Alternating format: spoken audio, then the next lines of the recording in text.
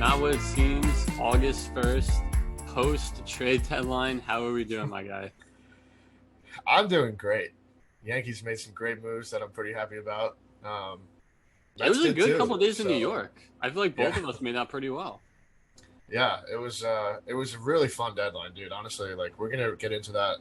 Um, this was probably the most fun deadline we've had Yeah. since I'm gonna say like 2015 because that was when Cespedes went to you guys. Right. And then like 2014 was kind of crazy too. Like that was when Cespedes got shipped out of Oakland, and then like the Yeah. Royals did some stuff. I don't know. There was like some crazy stuff, and then there was some years where it wasn't that crazy. So it was kind of nice to see it get back to that. Yeah. But from like top to bottom, like across the league, this is like the most chaotic one I can remember personally. Like So the amount of like big names that got moved, like the fact legit. that there were actually some that we're going to talk about later that didn't get moved, and it was still as big as it was. Like Uh-huh. that's how you know it was like a successful trade deadline. So No, honestly. Quick, yeah. we'll get into quickly if favorite thing you saw this week, and then we'll talk trades. Yeah, so for me, man, it was the Blue Jays getting back to Toronto.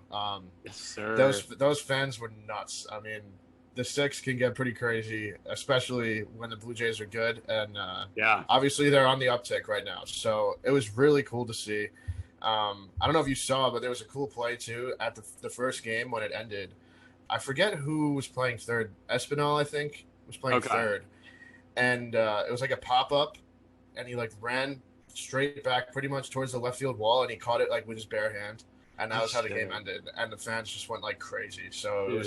it was really cool. Well, correct me if I'm wrong, but this is also the first time they've really had that like Vlad, Bo, Semyon, Springer like core Yeah. playing there. So So I think I went to a game in Toronto on July 1st, 2019, okay, and Vlad played. I think Biggio was there too, but yeah, Bichette wasn't there. I think Teoscar was hurt. Like this is the first time they yeah. have like the core. This was the first time that Ryu got to go there too, Oh, okay, okay. because Ryu was signed last year, so this was the first time he got to go there too. So yeah, I mean, to be able to see like Springer and all these guys in person just must have been great for those fans. So That's awesome. I'm happy for him. yeah. That's good. Oh yeah. What For about me, you? it was the Mets game last night. So Jesse Winker is obviously like he's become like a villain as far as the Mets fan base goes, and Yeah. rightfully so. But there was some fan that had a sign for him. So apparently, like he saw it. So then Winker like signed a ball for him, and it said like "Thanks for the sign." I don't know if they ended up like Really? trading it or something. But anyway, it was just a cool moment. They were like talking for a little bit. Um, yeah. So I mean, it's always cool, obviously, to see any players interact like that. But the fact it was Winker was kind of cool. Yeah, well, because like, correct me if I'm wrong, but he had some interactions like over the years at City Field, Oh right? yeah, he Like a had the couple years whole. ago, like yeah, He caught the final out, and he like waved goodbye to the fans. right, right. I mean, I like you mostly hate him, but like it was cool. Like he's Oh obviously man. he's clearly like a good guy. So Oh yeah, something about him too. I don't know what fan base he grew up liking, but I know he's from New York, so he oh could okay have been a okay, Mets fan. He's from like upstate somewhere in like that'd be Rochester maybe, ironic. but that would be pretty funny. So that's pretty cool Yeah. So all right, let's talk trades. Which one you want to do first? Because we can go into man. a lot of choices. I mean, like it's just crazy. Like there were some that make more sense than others. There were some that were so surprising. I think what you kind of got to talk about though is the NL West first, and not even necessarily the big dog and the Giants. We'll talk about them a little bit, but like Yeah, Padres Dodgers was the it's an big arms news race. because like the number one thing is that Scherzer and Trey Turner went to LA when Hate that. it was reported that the Padres were going to get Max Scherzer. Yeah, So the Dodgers kind of just came in and just said, fuck you, and got both of them. I mean, this one is it, just so interesting to me. AJ probably took a rare L. But like, I guess my question is, why did it not go through? Because Scherzer said he wanted to go through because he had a lot of say in it. I think so. I think he would have rather gone to LA than San Diego for whatever reason. I'm pretty sure because he had a full no trade clause. Right. So I'm pretty sure that that was the reason. So that makes it even worse for Padres Why fans. would you not want to go to San Diego? I mean, I I don't know. think I heard that he said something that like he kind of likes he thinks it's like too he doesn't like the chain in San Diego. Like he said he didn't like that or something, and he said like he would rather go somewhere more like low key ish than in the What? dot. I don't know. It was something weird about the chain I saw, and I was just like, what? Like, Okay, sure. but I mean, whatever. I don't know. I mean, this is just so interesting to me because it can mean a lot of different things. Obviously, Scherzer's a free agent after the year, so not necessarily right. with him. Obviously, he improves the rotation. He kind of actually takes the place of where Trevor Bauer was in that rotation, Uh-huh. oddly enough. But Trey Turner is very interesting to me because Yeah. obviously Corey Seager just came back from the IL, so Turner's not going to be playing shortstop. I Yeah. mean, he has played the outfield in the past. Like in his first couple years in DC, he did play center field, but like the Dodgers also have a pretty good center fielder in Cody Bellinger. Like, what is he? Is he going to play left? Like they have AJ Pollock Bro, there. He could play second, but they have Lux and Taylor. Taylor was an all-star. Like, it's such an embarrassment of riches. Like this team is absurd. I it's nuts. And like, do you think this propels them into first by the end of the year? I have to think so. I just Yeah, like on paper now they're just significantly better than San Francisco. yeah. And like, I mean, if you add a guy that has an OPS of 890 in Trey Turner, and a guy like Max Scherzer who has like the postseason pedigree, Uh-huh. like he's a Hall of Famer. Let's be honest. Yeah. Scherzer's obviously a Hall of Famer. Trey Turner could be a Hall of Famer by the time he's done. It's like Hmm. they pretty much 10 years, 15 years from now, we could be like that day the Dodgers acquired two Hall of Famers. So I just like it's I feel like the classic comparison is kind of like when Kevin Durant went to the Warriors, but like this is like the difference there was like the Warriors at least had lost the year before. Like Dodgers are coming off a freaking ship. Like yeah. they didn't need to do this. Like I don't know. I just they're such an evil empire to me now. Like I that team is just so unlikable to me at least. Plus, if you look at this too, like Seager is a free agent after the year. A lot of people Yeah. forget that. This could possibly mean that they don't bring him back because That's they have Turner for next year. I always assumed he would just be coming back. Like I don't like he just seems Yeah, like a lifetime Dodger in my mind. So now the fact he's just kind of like in a minute he's just like, oh yeah, we don't I need you know. anymore. Like I don't Yeah, know, just weird. Anyways, technical difficulties. I think we're back. But yeah. yeah, I don't know. Just the thought of Seager now being like, oh yeah, we don't need you anymore. It's just like so weird to me. You know what? This is actually kind of interesting. Kyle Seager is possibly a free agent too. Imagine they both like gang up and go to the same team or something. To be That'd kind be of pretty sick. cool. That'd be awesome. That'd be cool to see. Um, So that's the move in. That's the move in Los Angeles. Padres at the very least. Adam Frazier, Daniel Hudson. So Frazier, free agent after 2022. Hudson's free agent after this year. Currently 6.5 back in the division, but they have the second wild card spot. So I got something. But yeah, I mean, look, Padres fans shouldn't be like completely pissed off. Like Adam Frazier is a great player. Obviously, he was an all-star, starting second baseman. Daniel Hudson is having the best season of his career. I'm not mm, saying something because he won the World Series in 2019 and he had like a great year with the Nats, but he has a career high 13.2 strikeouts per nine this year, over like a damn. decent sample size. So, and he has a 2.20 ERA. Like he's solid. They already had a great bullpen. I mean, they had like Right. Melanson, Stammen, a bunch of guys over there. You really wish that San Diego would have got a starter if you're a Padres fan because it's to go against the big bad wolf and the Dodgers and not have the same rotation as that. Like it's just not sustainable really. But that's going to be a hell of a fucking wild card game if they end up playing each other and Scherzer like goes against them. Honestly. I mean, at this Um, point, I have to think it's San Francisco, San Diego, not the Dodgers. But again, like there's just no right. way of knowing. Yeah, And yeah, and especially too with the way Snell has looked for I San know. Diego. Yeah. Obviously, you Darvish can match up with anybody, but like they Right. kind of needed like the 1-2 punch, like Darvish Snell, and like again, Musgrove has been good. We've talked about their rotation a lot. Like it's Yeah. good, but like Paddock hasn't been good, and that's another reason. The Lamette's on the IL, I think. So Uh huh. we'll see. We'll see what happens out there. They did make some moves though. So Padres, AJ Preller did enough, I think, to keep them in that second wild card spot. I think so too. Yeah, I don't think anyone, especially for that, I don't think anyone's catching them there. But yeah, almost seems like an afterthought at this point. But the Giants did get Chris Bryant, and they're still in first. So, I mean, who knows if he re-signs there? He's free agent after this year. Yeah. But regardless, a huge pickup. Yeah, this was like probably the trade out of all of the trades that happened that made the most sense. Like, it was talked about for a while. Longo's hurt, so they need a third baseman. When he comes back, Bryant will probably play left field every day.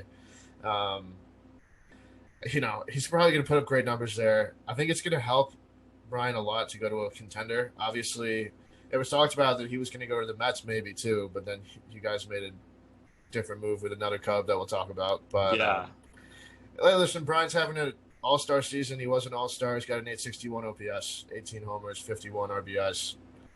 It's just a perfect fit, really. So there's not really much to say about it. No, yeah, but also just like a quick rest in peace to like the Cubs, because it's an era that's gone. I feel like just to see all those guys like disappear in like 2 days is just, it's sad, man. I can't even imagine being a Cubs fan. I feel bad for all of them. Like, if there's any listening, they just had like an attachment to that city. I feel like too. It wasn't just like, oh yeah, they won a chip. Like, it was a. Well, they won the chip. It had been over 100 years, first of all, so that's the biggest thing there. But like, I mean, I feel bad for like Contreras and like Ian Happ now too, because like everyone's gone and now they suck. So sad. I mean, Happ might end up getting traded this offseason. Contreras too. Like, all these other guys could be on the move pretty soon. Kyle Hendricks. Yeah. I mean, I'm trying to remember. Like, man, just that's an iconic team, man. The 2016 Cubs team, and Theo Epstein and Jed Hoyer did a great job making that team and stuff. And it's going to be a rough few years now in Chicago for the Cubbies, but we'll see. Well, speaking of the Cubs, one of them has come to Flushing, and that is Mr. Javier Baez, El Mago. So, I personally, I want Brian over him. I'm not crazy high on him, on Baez, just because of like the on base issues and the strikeouts. Right. But he has the power, and he has just like an awesome personality, and he's boys with Lindor. So like, I can't complain. No, I think Javier Baez is one of those players that was made to play in New York, just like Lindor. Yeah. I mean, you saw it when he hit that fucking home run. Was it his first at bat, I think? Or I think it was his second. But yeah, he launched to the left. He got a curtain call, everything. I see him and Lindor being up the middle in New York for the next 13 years, whatever Lindor's contract was. I think Baez is getting one almost exactly the same, because he said the only way he's going to play second base after this year is if it's next to Lindor. So now that they have him, I don't see any way that he leaves, honestly. I don't think so. I think unless his asking price is like way too high. But the fact with Steve Cohen here now, I feel like it's good. I think the other end of it too is like that infield defense is looking really nice now, because Pete plays a decent first. Let's say Javi at second, and Lindor at short, and then if you want to go with our JD Davis or McNeil at third, like I'm feeling pretty good about any ball that's going up on the ground. No, yeah, I agree. I mean, just think about the plays that Lindor and Baez are going to make up the middle. Like, that's just going to be nuts. Like, man, that might honestly be probably top 5 infield in the game when they're all healthy. So, yeah. And our defense has not really been good in a while, so it's nice to have a change like that. Let's talk you guys for a minute. Anthony Rizzo and Joey Gallo coming to the Bronx. Rizzo free agent after this year, Gallo after 2022. So, how you feeling after that? Man, the Rizzo one was kind of out of left field. Legit. That was kind of crazy. It was almost like we kind of went out there and fucking took him like from Boston. I think that was partly why we did that. He almost made a return to Boston? Okay. Because they were thinking about trading for him. But I didn't know that. Okay. I mean, obviously that's not the only reason why we did it, though. Rizzo is a leader. He's a great clubhouse guy. And guess what? He's homered in his first 2 games. So he's gone on base like 8 times or something? Yeah, Like, it's crazy, jeez. dude. Like, I mean, honestly, man, I was a little skeptical about it at first too because of like the Voit stuff. I thought Voit was going to get traded after this, and I was like, man, I would hate to see him go, but he didn't. So we're gonna have to figure some stuff out with that. We'll talk Yeah. about that a little bit later, but I think Rizzo's a perfect fit for us. Gold Glove defense too, so that's obviously going to help. Um, and then Joey Gallo, I think, is a great move too. Whoever's looking at Joey Gallo's stats, do not look at batting average because it doesn't matter. He's an On all-star base. caliber player. Like he has an 852 OPS and his batting average is 217. So Yeah. that'll tell you that he's a pretty solid player. Gallo's obviously won a Gold Glove before too. Hmm. You see him shaved, like his beard. He looks a Oh, little I weird. forgot that's a thing, something to do. Yeah. Yeah. Damn. Um, so That's a Yankee I move. think they're both awesome moves. I mean, they're both left-handed power hitters. That's perfect for Yankee Stadium. Um, I mean, I couldn't be happier with what Cashman did. I would have liked a starting pitcher, I but was about to you say, can't I feel always like get what that's you the want. one thing. That's like the. I still don't feel great about that. I mean, because even got Cole got socked the other day in Tampa. Yeah, So I just think though, like Severino and Kluber are supposed to be coming back within the month. yeah. Um, so Tyone has been awesome. By the way, we talked about him last Hmm. week. He had another great start against the Marlins on Friday. I think he pitched really well. Okay. So, I mean, I'll be honest with you. Like going into a playoff series, let's say at the very least, let's say we like win the wild card game. I'm not going to say win the division because I think that's still maybe out of reach. But you Yeah. go Cole game one. Well, Cole will probably pitch the wild card game, but right now I would be super confident with JMO going the first game of the series because he's been Hmm. so good against good teams. Obviously, the Marlins aren't very good, but we talked about it last week. He's been great against Houston, Boston, all them. Right. Um, I mean, Herman has been okay too. He's been pretty solid. Uh, yeah, I mean, you just don't know what you're going to get from Kluber and Sevy. I get what you mean about the starting pitchers thing, but Yeah. I don't know. I mean, I'm we'll happy see. with the moves, though. Yeah. Yeah. So, bunch of ours to get into. We won't go into all of them, but White Sox getting Craig Kimbrell and Cesar Hernandez. To me, like they're the best team in the AL. I feel like this kind of solidified it for me. If they're gonna have what now Hendricks and Kimbrel in the back end. Yeah. Kimbrel right now 0.48 ERA. Like this is probably his best season, no? I would have to look back at some of the Atlanta ones, but this is probably up there for Yeah. sure. He's got a 15.5 K per nine. Like that's crazy. Jeez. Did you see his first outing in Chicago? I think it was yesterday too. It was fucking filthy. It was nuts. It? I was like, man, yeah, it was really cool. He Hey, didn't have to cool thing move about very this too. far either. I was about to say he probably kept his apartment or his house, whatever he has. Very convenient. I think Hernandez is a good pickup too. Hmm. Obviously, he was known for his whole career as like a big on base guy. This year, he kind of did the opposite, but he has a lot more pop than he ever had. 18 homers already, and that's a career high. So he's Okay. still going. Like he's kind of changed a little bit of who he is. I think he's got a higher launch angle this year, so Gotcha. he's kind of he's trying to do this like on purpose. And I mean, the way the White Sox mold is, they have a lot of guys who are doing both. And I think that's kind of Hernandez's MO now because like he can get on base if he wants to, or he can have some pop. So Yeah. I think that's a really underrated move. Obviously, we talked about they maybe were in on like Adam Frazier, guys like that, Eduardo Escobar. Hernandez is a good pickup. It's kind of strange though. Like both of these moves, one is from like the city rival in the Cubs, and the other one is from a division rival in Cleveland. So it's kind of. That's true. I didn't even think of that. Yeah. Yeah. Regardless, though, the White Sox had to do something, and I think this really solidifies them at the top, like you said. So Yeah, I think they're looking pretty nice. So, getting back to Toronto for a second. Jose Barrios and Brad Hand headed there.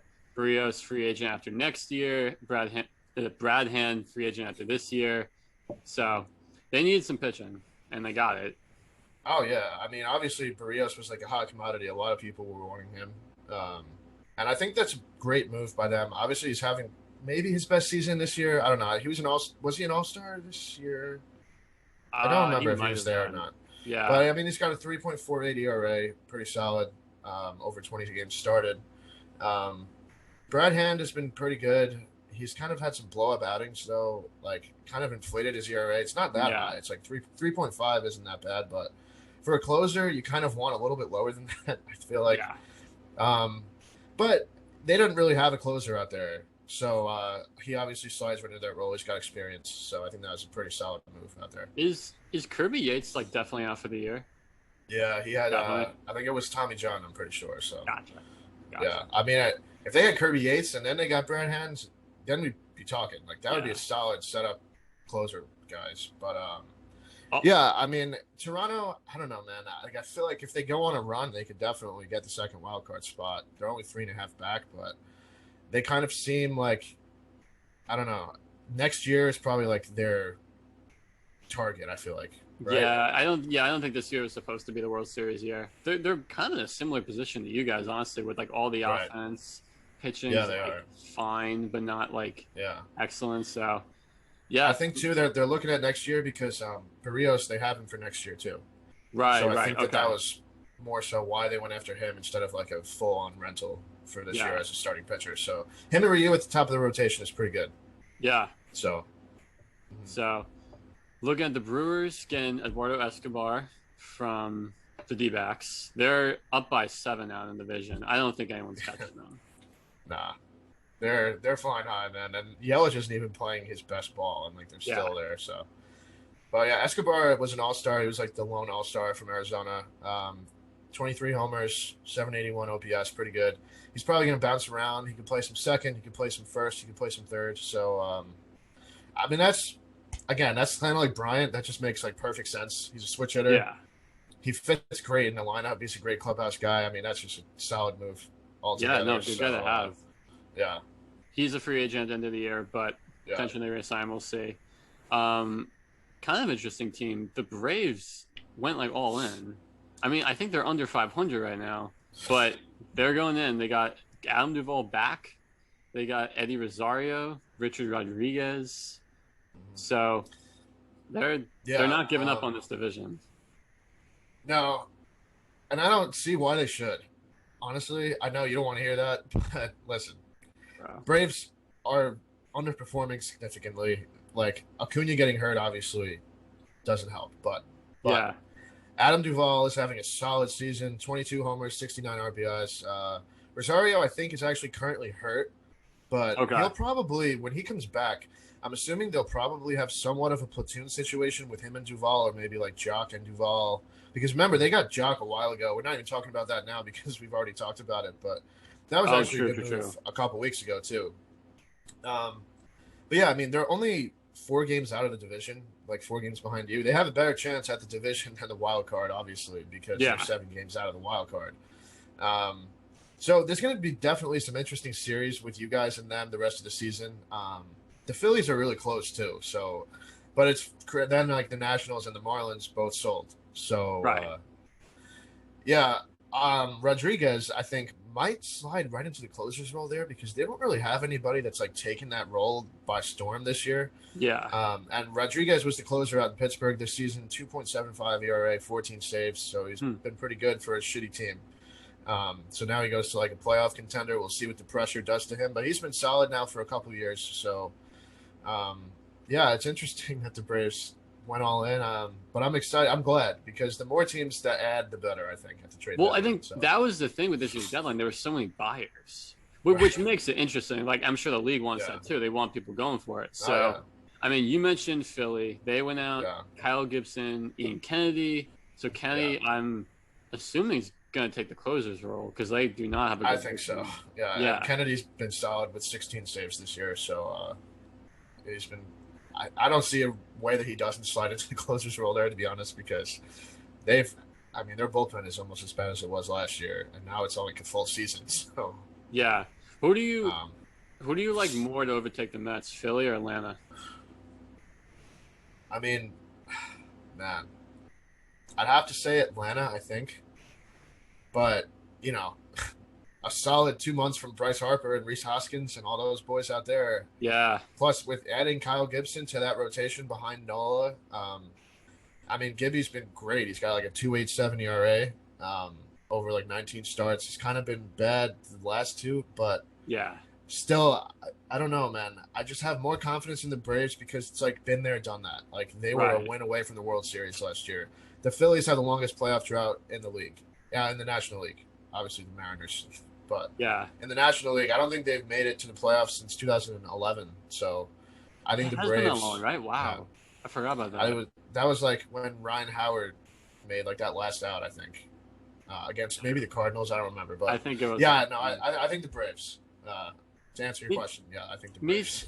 I think me too. Yeah, I don't know. For some reason, Philly just doesn't scare me. I feel like I've seen this show with Philly so many times now, but Yeah, maybe they'll right. prove me wrong. I don't know. Yeah. But speaking of former people in that division, Red Sox get Kyle Schwarber. So Hmm. they're, as we're speaking, half a game out of the division, and Schwarber obviously was on the roll, got injured, but it's a good pickup. I feel like pitching was their bigger problem, but I mean, Right. regardless, to have a power bat like that. To be honest with you, they made this move right after we got Rizzo. I think they were really close to getting Rizzo, and this is the Oh, pivot. okay, yeah.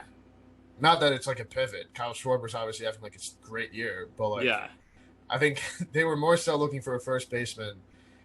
They got fair. an outfielder, but Kyle Schwarber. I mean, remember the tear he was on probably about a month ago. That was nuts. I mean, he was an all-star this year. His numbers are solid. Like he'll be back, I think, within the next month. Okay. 253 batting average, 25 bombs, 910 OPS. I mean, the fact that he was doing that for the Nats, Trey Turner was doing his thing, Juan Soto was doing his thing, and they sold at the deadline. It's just absolutely mind-blowing to me. But Like, yeah, I guess they were kind of a weird seller. You're right. right, like they had guys having great seasons. Obviously, they had some other issues though, like Strasburg hurt the whole year. Yeah. Corbin hasn't been great. I mean, if you look at them and the Cubs, though, I think they're doing a series this weekend. Actually, they were playing each other this weekend. Both That's rosters awful. looked like. I was like, man, that's just brutal for both fan Imagine having a bases. ticket to that game, and you look at the lineups and you're like, oh shit. Yeah, like you bought them like a year ago or something, or whenever like the tickets came out. You're like, oh, that'll be a good game, and like, No, and really panned out for you. yeah, But yeah, I mean, the last full season we had, the Nets won the chip, and now they're selling. So like, I'm not necessarily saying it's the wrong move, but it's definitely like a different position they're in. So yeah. yeah, Um, and then I mean, one more I wanted to get into was A's getting Starlin Marte and Andrew Chafin, both free agents end of the year. They have the second wild card spot right now, so Marte will slide into the outfield nice. yeah, Chafin's ERA under 2 right now, so yeah. He's kind of been like a journeyman most of his career. It's kind of like nice that someone was actually going out to trade for him. Like when I say yeah, journeyman, I mean like getting released a lot yeah. and like going to new teams. Like this time, someone actually traded for him. By the way, I mean, is this dude like born to be an Oakland A or what? You see his mustache and shit. Like he literally No, I'll have to looks look like at an. it. You gotta look it up, man, because Oh like shit. the way he acts and looks, like he's born to be an Oakland A. Like it's almost like we could have Oh, I said see like it now. I'm looking you at know what I it. mean? Like he wears funny T-shirts too. Like he wore a T-shirt that said like failed starter, and that's why he's a reliever. Like Oh my he's just god. funny. He's a funny dude, man, and like he just fits the A's. You know what I mean? Like That's it's funny. exactly who they are. I Yeah. damn. Good pickup for Um. them. So I mean, I think Oh yeah. yeah. Well, especially with the guys behind them, making the Yankees, Blue Jays making moves. I like what they're doing. I mean, Marte is such an underrated move. He's such an underrated player. I mean, this Yeah. year he has 299 batting average, 23 stolen bases, and an 839 OPS. His on base percentage is over 400. So Damn. that's like pretty solid. They have like two center fielders over there now too, because like Marte I think has been playing right field, and Okay. Laureano is center. Laureano and center. Like if you hit a ball into the right center field gap, you ain't getting a hit No. because they're getting it. You know what I mean? Yeah. So that Damn. was interesting. Yeah. It's anyone's guess who gets that last spot to me. Yeah, Because I mean, obviously Boston, Tampa is going to have some combination of the first, but yeah, yeah, we'll see. um, yeah. So one team I kind of wanted to talk about too. They made some interesting moves. They actually had some deals with the Yankees. Was the Reds? They're kind of like the last hope of any other team making that second wild card spot other than the Yeah. Padres. I think they're currently like 4 games out, which isn't like crazy far out. Like if they No. go on a hot run, like I mean, Votto, by the way, is someone we got to talk about right now. What Yeah. is he homered at 7 straight? I He think it's like finally 9 snapped it homers. last night. But Oh, did he really? that was the thing though. He hit a double that missed it by about a foot. Like Oh he man, almost had 8 in a row. So that dude is on another planet right now. you know who's So, also really nice? Jonathan India. yeah. He's killing Did us he? right now. I think I saw him homer against you guys one of the games, if not Twice. both. I don't know. Twice, Yeah. yeah. But yeah, so the Reds get Luis Sessa from us and Justin Wilson, but obviously Wilson's not having a great year. They also got Michael Givens from the Rockies, who's having a solid season too, to add to their bullpen help. So Sessa has been great for us since about 2017, 2018. He's got a 2.75 ERA this year, 7.3 strikeouts per 9, which isn't the highest, but he throws a sinker a lot. He gets a lot of ground balls, so he's been solid for us. Okay. It was kind of like when they first did that, I knew the Yankees were making room for someone, but I was like, man, trading a guy like him, he's been so good. Like, yeah. What? when we're contending, but I think it was just to make room for like other guys, like for Rizzo and Gallo, whatever, and also it had to do with money. Not that he was making a lot of money, but they wanted to make more room for trading guys, something like that. I don't know, whatever the case was. Givens has been good too. In Colorado, he's got a 2.56 ERA, 10.3 strikeouts per 9. Something that's a little interesting though is that his FIP is 4.67. So you wonder if it's going to lead to some regression or not. I mean, the fact that his ERA right now is 2 full runs below the FIP means something's working. Right. And maybe it'll keep working. So, like, whatever the case may be, I think it was pretty good to see the Reds go out and do something. I would have liked to see them get a starter too, but they are definitely that last team possible that could possibly outduel San Diego and make it to that second wild card spot, I think. I mean, yeah, crazy things have happened, and with Castellanos coming back, I think fairly soon. I'm not sure what his timeline is, but yeah. Dude, they can freaking hit. So. I'm not ruling them out. Especially, we'll talk about it later, but with the Tatis news, I mean, that's just horrible. You got hurt, whatever. Yeah. But not having Tatis, I mean, that's going to affect them a lot. And if Joey Votto and all these guys can keep hitting, plus Moustakas is coming back at some point too. He's barely even played the whole year. Yeah, like he's going to be great. He's almost going to be like a trade deadline acquisition when he comes back. True. Just because he's been out for so long this year. Like when he gets back, he's going to be solid. So, yeah, they're 7 games out of the division. Like we said, no one's catching the Brewers, but wild card's definitely there for them for the taking if they really want it. So, yeah. So, other thing I wanted to talk about, too, is, like, the moves that didn't happen. So, Rockies gave up no one. Other than Givens, we talked about it. They held on to Trevor Story, John Gray, Marquez, CJ Cron. And, like, I mean, I know Story at least was vocal. He wanted to leave. I think Gray wanted to stay. But regardless... Like, what's the plan there? Dude, I mean, I would love to have been sitting in that office with all the front office people that day and just see what their thought process was, because it was the dumbest thing ever.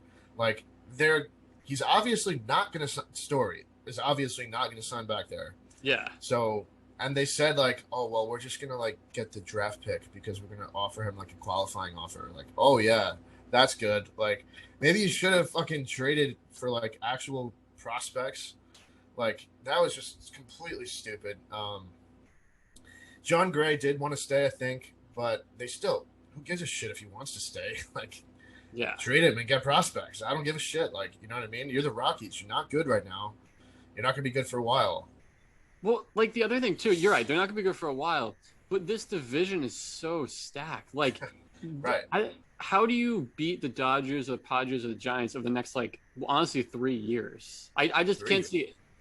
I mean, like, dude, for the next 10, like, the Dodgers and the Padres are not going anywhere. Honestly, and that's such a tough position. Such a tough position to be in if you're, like, behind them. Like, especially playing in a ballpark like Colorado where you're never going to have pitching. Yeah. I mean, the fact that John Gray wants to stay, actually, in Colorado because he has been good there is a good thing, and I think that's probably why they kept him, because you don't really find guys that pitch good there very often. Marquez is probably the same thing, but Marquez also had like 3 years left on his deal, so he wasn't like a lock to get traded. Obviously, they would have gotten like a shit ton of guys back if they did trade him because he was an all-star. He's having a great year. But a guy like CJ Cron, they pretty much signed him to like a minor league deal, and he's been good. how do you not trade him? Like, you have no reason to keep him. He's on a 1-year minor league contract. Like, Right. and he's been pretty good. Like, there's got to be teams that were asking about him. I guess like if I were to play devil's advocate for them, I'd be like, well, you can't rebuild forever. Like at some point, you have to stop trading people. And you just have to select like a core of guys and stick with them. Yeah. But I still don't like. Again, now's just not the time. I I don't get it. So, Yeah. I mean, it was just. It's going to be a duel between the cellar in that division for a while with Arizona and yeah.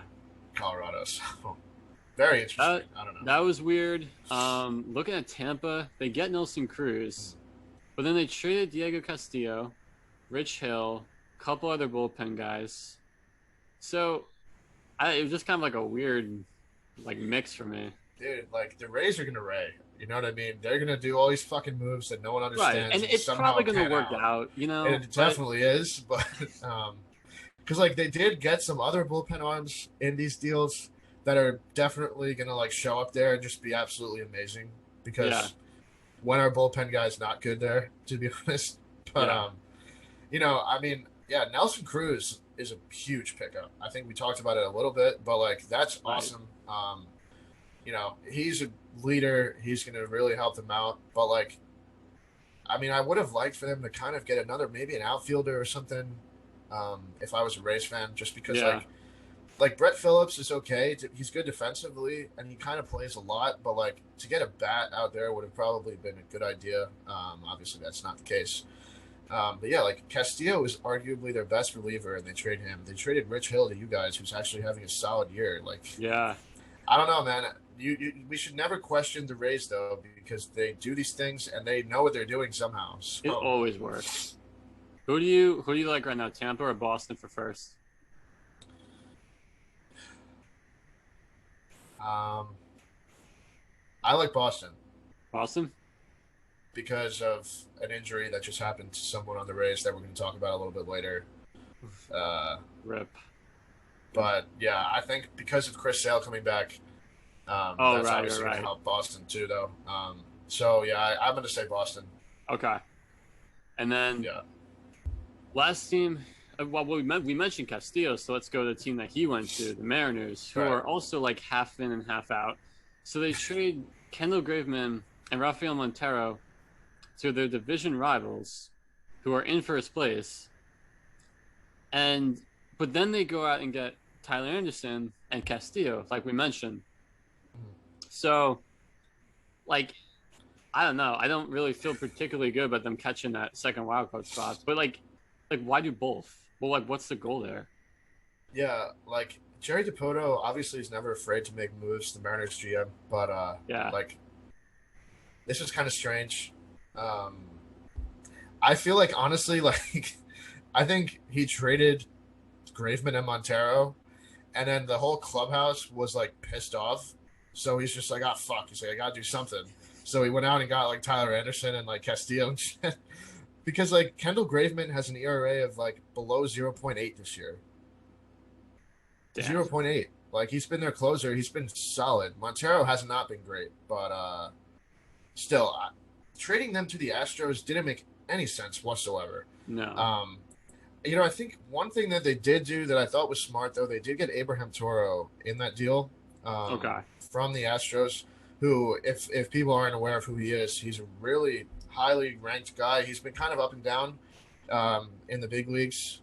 Actually, he made the last out in Justin Verlander's no-hitter a couple years ago in Toronto, whenever that was, up in Toronto. But, yeah, he plays third, he plays second. I think he's going to play second for Seattle the rest of this year.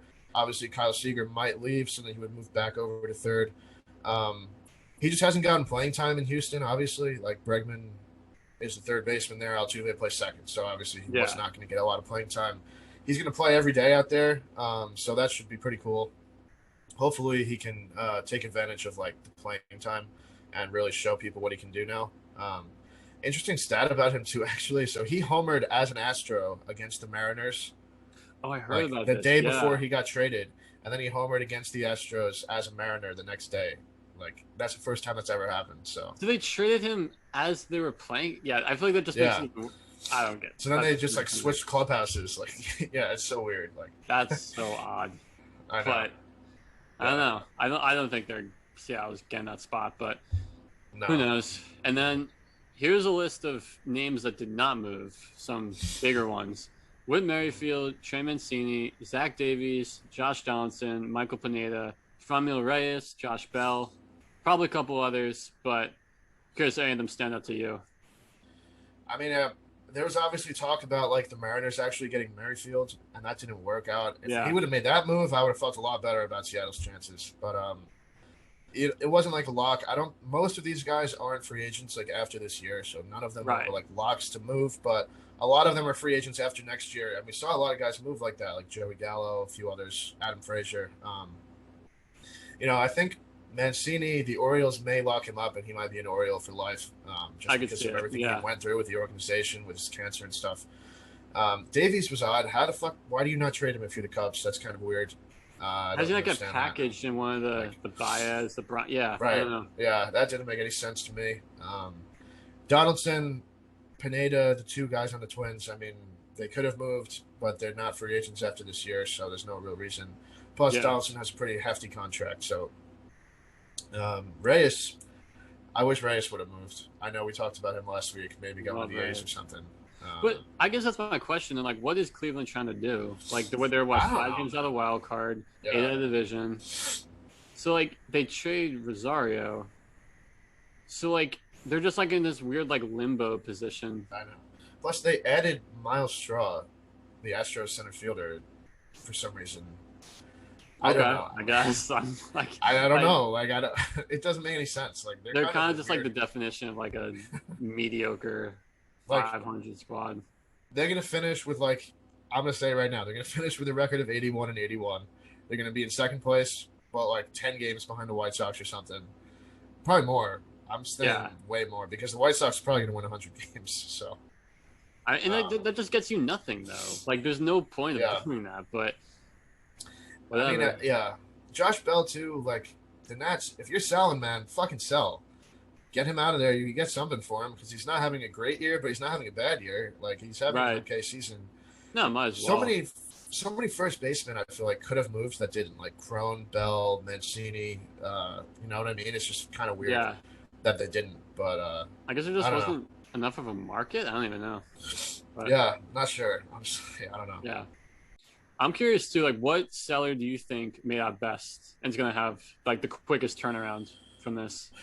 I mean, obviously, like a lot of teams got a lot of prospects back, like sellers. But I think like the Marlins are kind of like a scary team come like the next few years. So in the Marte deal to the A's, the Marlins went straight up. It was Marte for Jesus Luzardo. Oakland's one of their top pitching prospects, who actually wasn't having a great season this year, but like he has the stuff. He's young, like he'll be good eventually. And so just think about like the Marlins rotation next year when it's healthy and when they have all 5 guys they're projected to have right now. Sixto Sanchez will be back. Obviously, we saw him last year. He had a great season, short season. He had a good playoff start against the Cubs too. Sandy Alcantara was an all-star back in 2018 or 2019, and he has a 3.58 career ERA over 66 games started. Trevor Rogers was an all-star this year for the Marlins. He's been nice. 3.2. Yeah, he's been great. Pablo Lopez has been solid too. The past 2 years, he kind of started out kind of bad, but past 2 years he's got a 3.32 ERA, so he's been great. And then Luzardo would be your 5 starter. If he could find something, that rotation might be the best in baseball, to be honest with you, because those guys are unreal, all of them, really. So, I mean, and they're in a wide open division too. So honestly, like the idea of them like winning it next year is like not that crazy for me. It's not. It's really not. Like, I mean, if they keep some guys they have right now, they're having good years too. Like, let's say they do keep Aguilar. Let's say they keep Miguel Rojas, guys like that.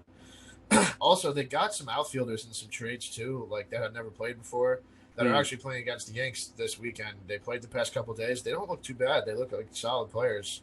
So, I mean, I think Derek Jeter knows what he's doing out there. And, like, even though he wanted to win this year, I think he really was more realistic about next year. Yeah. And then last thing before we wrap up trade recaps, what's one team in each league you think turned their season around the most? Um, well, so the AL, I gotta say Yankees here. um, I mean, we fixed a bunch of issues that we had. Number Yeah. one, like we added 2 left-handed power bats. Obviously, that's what Yankee Stadium is built for. So number one there. Number two, Gallo and Rizzo also both get on base a ton, and that's something that none of our guys really did this year except for Judge. Um, so that's on the offensive side for them. Defensive side, Gallo and Rizzo have both won Gold Gloves. Rizzo actually won a Platinum Glove in 2016. So their defense obviously improves here. Yeah. Like I mentioned before, too, Anthony Rizzo is a leader in the clubhouse. He's already shown that in his first 2 games with us, to be honest. And he has all that playoff experience. Like, the moment's not going to be too big for him. Gallo hasn't really played in the playoffs, but not really worried about him, to be honest with you. No. I think he'll be fine. But I think what's kind of interesting is the fact that Rizzo's going to play first, and then Voigt's going to come back from injury pretty soon, which means he doesn't have a spot. So what I think the Yankees have to do here is keep Stanton as the everyday left fielder. He's played now the first 2 games in Miami in left field, and he's been okay. He's made some plays out there. He's looked good. Yeah. So I think they have to, or else there's no room for Voigt. And, like, Voigt's the home run champ from last year. Don't anyone forget that. Like, he's great. So I don't know what you think about that, though. It's kind of risky. I mean, I feel like people's opinions on Stanton change, like, every time I talk to them. But, like, I guess you could. If he just gets hurt, though, then it's like, oh, God, there goes Stan hurt again. Like, so. But most of the time he's gotten hurt the past 2 years, it's been when he's DHing. Most people don't realize that. Okay. He got hurt. He always pulls his hamstrings and shit when he's running to first base because he's not stretched out enough because he's not in the field. That's how I view it, to be honest with you.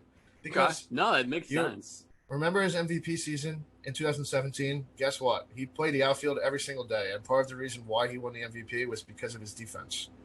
So true. God, that was a while ago. And, like, if you think about it, then that would free up the DH spot for Voigt. So their projected lineup could be DJ leading off at second, Gallo in right, Judge in center, Rizzo at first, Stanton left field, Voigt DH, Gary, Glaber, Gio. I think that's the best product on the field that you could have. If you DH Stanton, then Voigt's not going to play. You're going to have, like, Gardner or Allen in one of the outfield spots, which, again, they're not bad, but, like, this is the lineup you need to throw out there every day. And I don't know if Boone's going to do it or not, but I think it makes the most sense. You think, is Voigt's contract up after this year, or is it later? He has like 3 or 4 years left. Okay, because I was going to say, I feel like if you want to re-sign Rizzo, I'm not sure it makes sense to hold on to Voigt, but yeah, we'll see. Well, obviously now, though, they are not going to trade. They can't trade anybody until the season's over. So, we'll see. Off season. Yeah. But yeah, I mean, that's the AL for me. The NL, I talked about it a little bit. I got the Braves as being, like, the most improved team that bought. I mean, listen, their outfield has been a mess. Acuna got hurt. Ozuna was hurt. Then he went through the whole domestic violence thing. He got arrested. But they added Jock Peterson, like we said, a couple weeks ago. Then they added Duvall and Rosario. That makes their outfield, like, respectable, to say the least. Yeah. Like, if they all can play to their potential, it's even higher than that. But let's just say that for now. And they haven't really had anyone step up and be the closer. Like we said, too, Rodriguez gives them a guy with experience this year and stuff like that. And Duvall is only 6 RBIs behind the NL lead. He has 69 RBIs. The lead is Aguilar, another Marlin, actually, with 75, which is kind of crazy. But if he continues this, he'll probably reach 100 RBIs by the end of the year. Freddie Freeman is finally back, and he's having a great season. Ozzie Albies was an all-star, too. Austin Riley's having a solid year.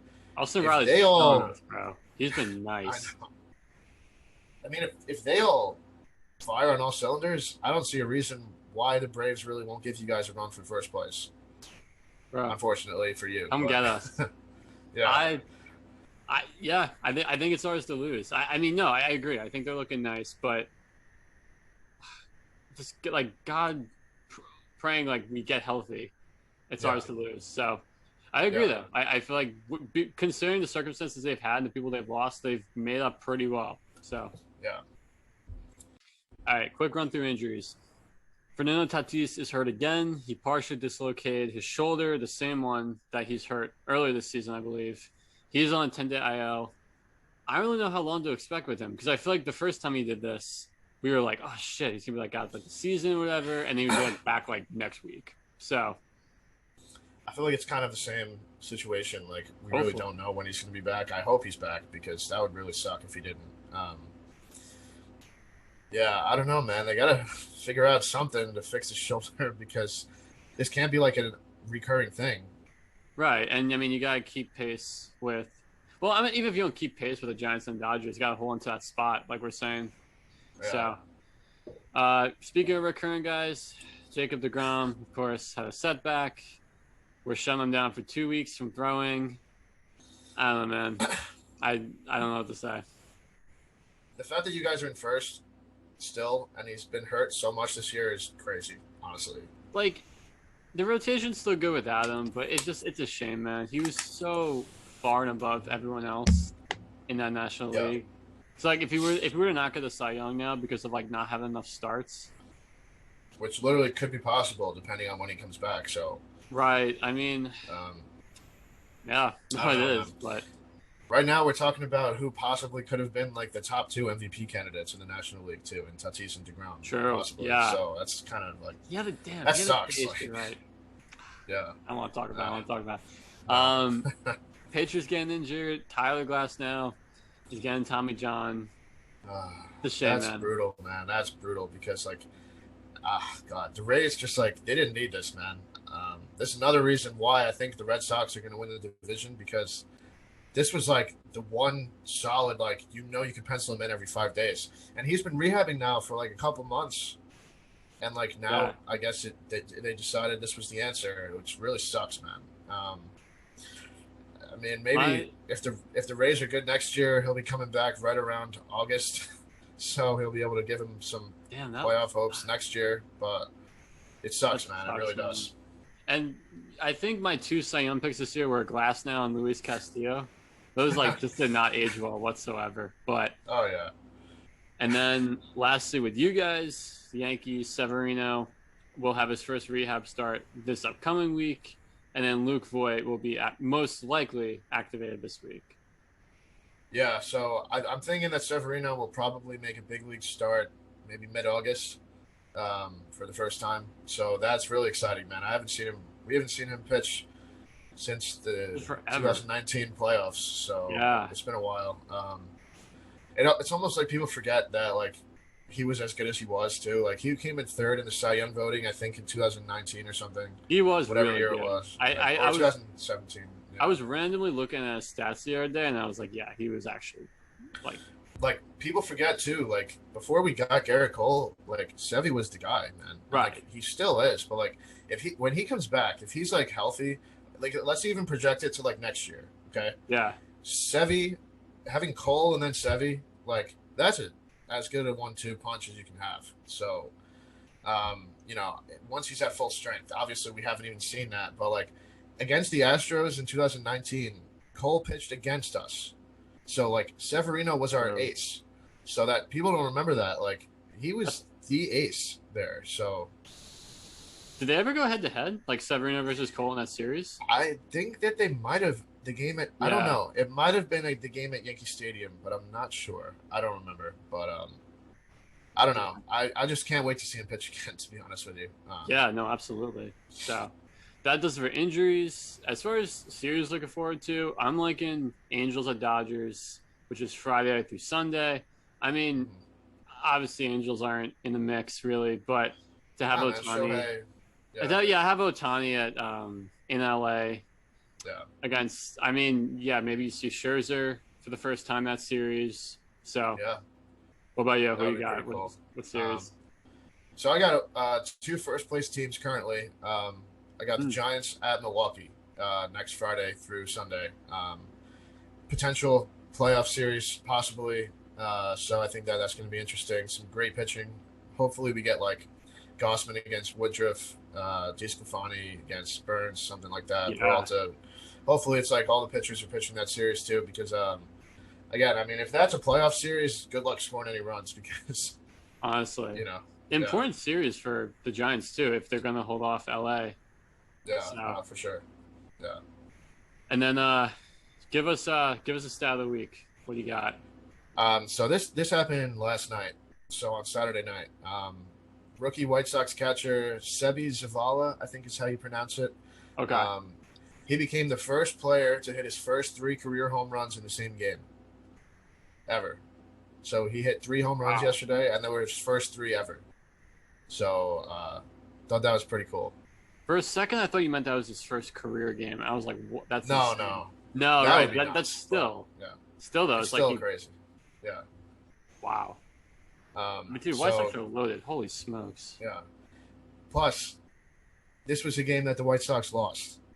They lost. I think the score was 12 to the Twins. I think the score was 12-11. Damn. So that's even crazier that they like lost when this guy did this. Like that's nuts. But dude, what was the game last week? It was like 17-14. Oh was yeah, like that was Tigers, I think. Twins tired, yeah. Yeah. Damn. And that was speaking of stats. That was another weird game. I'm pretty sure the Tigers scored 17 runs without hitting a home run. I'm not positive, but I think that might have been the case. So that was kind of nuts too, if that was what happened. Bro, that's what they were saying on the Mets broadcast the other day. There's like every day in baseball, you might see something new. Like you really never know. It's something crazy always happens, but that's the beautiful part about the sport, man. No, honestly. So that wraps up for us. We'll be back next week. All right, see you guys next week.